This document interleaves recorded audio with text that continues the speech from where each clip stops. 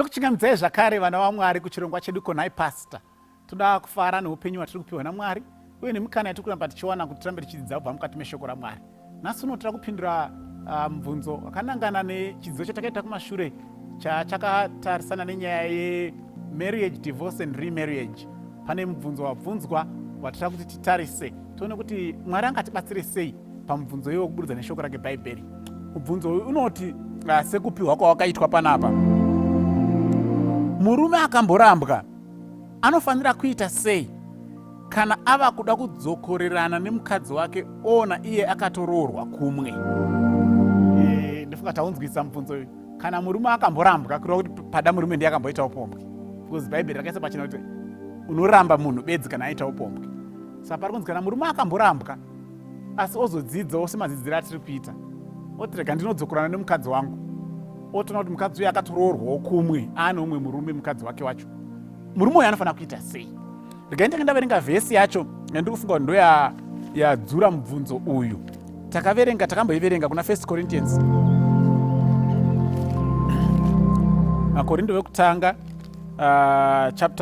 it will be chapter 7 verse 10 na 11. Paul anoti, and unto the married I command, yet not I but the Lord. Paul anoti zvandakutora hazisi pfungwa dzangu, uyu ndiMwari uyu. Not I but the Lord. Let not the wife depart from her husband. Paul anoti uyu ndiMwari uyu, mai musasiye murume wenyu. Ndozvitorwa naMwari.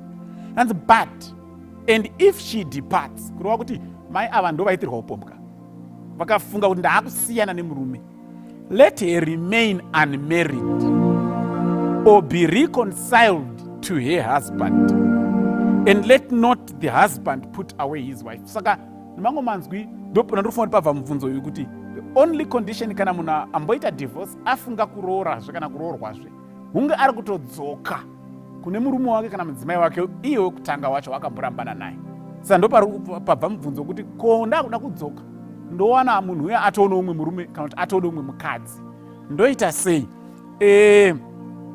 Unfortunately, regai nditi inini hapana zvaunogona kuita, because kana tichiverenga Luke chapter 16, ndifunga kake ameno kangani tichiverenga Luke 16 verse 18, whosoever puts away his wife and marries another commits adultery, and whosoever marries her that is put away from her husband commits adultery.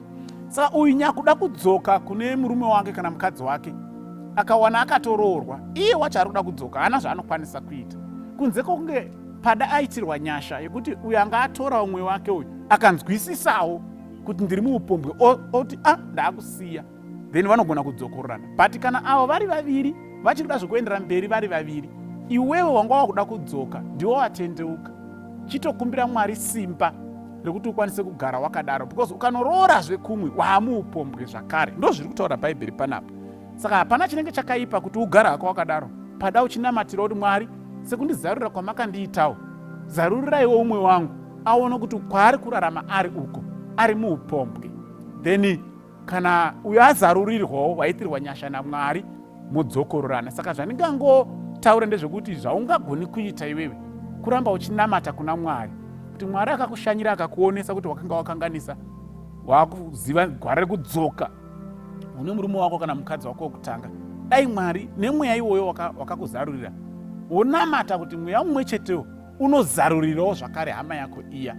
Ini ndodayira kuti hapana chinonzi chinokona nemweya waMwari, then kana uyo azarurirwawo sekazarurirwa kwawakaitwa iwewe mukwanisa kudii kudzokora. Ndo zvataurwa neBhaibheri. The only marriage yaungaiti kana wambodivorsa is to go back to your initial spouse. Otherwise kana zvatokona izvozvo chitokumbira Mwari simba rekugara wakadaro, ukangofunga kuti ndaona atoroorwa usa ndakunoroorwa, hapana uri kuitira chinya, because unenge watoo muupombwe zvakare.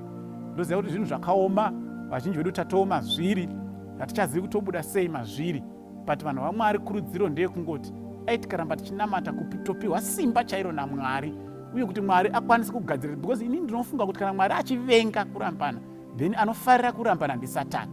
Saka ngatitoshinge kunamata kuti Mwari agujunure zvipanera zvakandwa naSatani mumamarriages zvakonzera vanhu vadivorce, zvinhu zvigadzirisike, tikwanise kunamata Mwari takasununguka, tichifara, takamirira kudzoka kwechipiri. Indodaira kuti Mwari anogadzirisa.